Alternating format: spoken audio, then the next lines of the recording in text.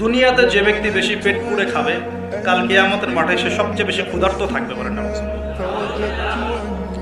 খাবে না, নিজের পেটটাকে তিন ভাগ করবে, এক ভাগ খাবার, এক ভাগ কি পানি, আর এক ভাগ শ্বাস প্রশ্বাসের জন্য থাকা।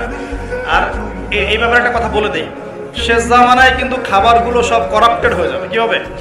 খাবার ভেজাল হবে, ভেজাল। এটার দলিল সূরা কাহাফে আছে, আমি এটা ব্যাখ্যা করবো না। কাহাফে আছে, আমি ব্যাখ্যা করবো না, শুধু ইন্ডিকেশন দিচ্ছি।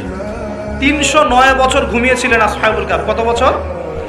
309 বছর ঘুম থেকে উঠেই তারা প্রথম যে অনুভবটা করেছেন সেটা হলো তারা ক্ষুধার্ত। তারা কি ক্ষুধার্ত? দেখেন, 309 বছর পর যদি আপনি ঘুম থেকে ওঠেন, আপনার কাছে এই দুনিয়াটা আজীব মনে হবে, হবে না?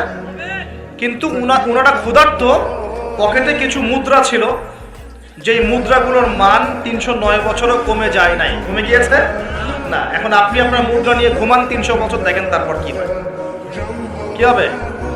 টাকা থাকবো না যাইবো গা?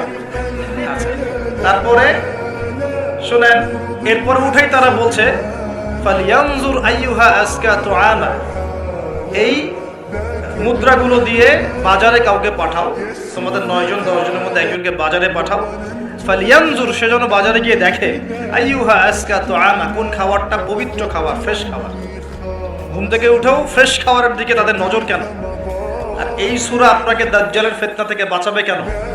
দাজ্জালের যুগেই বা সব, দাজ্জালের শাসনের যুগে সব খাবারগুলো আস্তে আস্তে ম্যানুফ্যাকচার্ড এবং ভেজাল হচ্ছে কেন? এগুলোর মধ্যে মিল আছে না?